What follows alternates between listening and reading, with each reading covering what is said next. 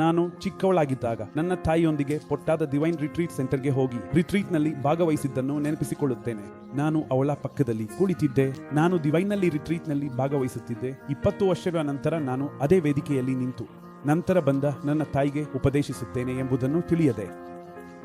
ನನ್ನ ಪ್ರಿಯ ಸಹೋದರರು ಮತ್ತು ಸಹೋದರಿಯರೇ, ನೀವು ನಿಮ್ಮ ಮಕ್ಕಳಿಗೆ ನೀಡಬಹುದಾದ ಅತ್ಯುತ್ತಮ ಶಿಕ್ಷಣವು ಯೇಸು ಕ್ರಿಸ್ತನ ಬಗ್ಗೆ ನೀಡುವ ಶಿಕ್ಷಣವಾಗಿದೆ.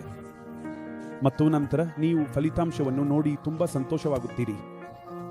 ನೀವು ವೈದ್ಯನಾಗಿ ಅಥವಾ ಇಂಜಿನಿಯರ್ ಆಗಿ ಅಥವಾ ಬೇರೆ ಯಾರಾದರೂ ಉತ್ತಮ ಶಿಕ್ಷಣ ನೀಡಿದರೂ ಅದು ನಿಮಗೆ ತೀವ್ರವಾಗಿ ಮರಳಿ ಬರುವುದಿಲ್ಲ.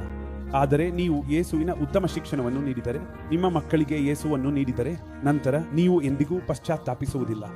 ನೀವು ನಿಮ್ಮ ಮಕ್ಕಳ ಬಗ್ಗೆ ತುಂಬಾ ಹೆಮ್ಮೆ ಪಡುವಿರಿ ಮತ್ತು ಫಲಿತಾಂಶವು ನಿಮಗೆ ಮರಳಿ ಬರುವುದನ್ನು ನೋಡಿ ತುಂಬಾ ಸಂತೋಷವಾಗುತ್ತೀರಿ.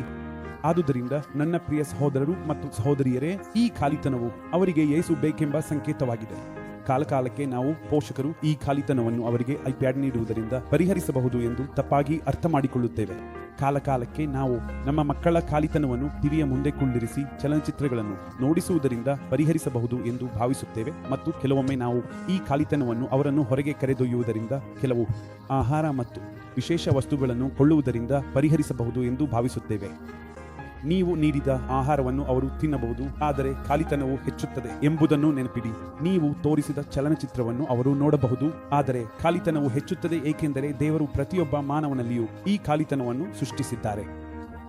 ಈ ಖಾಲಿತನವು ಅವರಲ್ಲಿ ಬಂದು ಕುಳಿತುಕೊಳ್ಳಲು ದೇವರಿಗೆ ಐಸ್ ಕ್ರೀಮ್ ಬಂದು ಕುಳಿತುಕೊಳ್ಳಲು ಅಲ್ಲ, ಚಲನಚಿತ್ರ ಬಂದು ಕುಳಿತುಕೊಳ್ಳಲು ಅಲ್ಲ, ತಪ್ಪು ಸಂಬಂಧ ಬಂದು ಕುಳಿತುಕೊಳ್ಳಲು ಅಲ್ಲ. ಈ ಖಾಲಿತನವನ್ನು ದೇವರು ಪ್ರತಿಯೊಬ್ಬ ಮಾನವನಲ್ಲಿಯೂ ಬಂದು ಕುಳಿತುಕೊಳ್ಳಲು ಸೃಷ್ಟಿಸಿದ್ದಾರೆ. ಅವರು ನಮ್ಮ ಬಳಿ ಬರುವವರೆಗೆ ನಮ್ಮ ಮಕ್ಕಳಿಗೆ ಎಂದಿಗೂ ಸಂತೋಷವಾಗುವುದಿಲ್ಲ. ಆದ್ದರಿಂದ ಯೇಸು ಕ್ರಿಸ್ತನ ಬಗ್ಗೆ, ಯೇಸು ಕ್ರಿಸ್ತನ ಅಗತ್ಯತೆಯ ಬಗ್ಗೆ ಈ ಶಿಕ್ಷಣವನ್ನು ನೀಡುವುದು ಪ್ರತಿಯೊಬ್ಬ ಪೋಷಕರ ಕರ್ತವ್ಯವಾಗಿದೆ.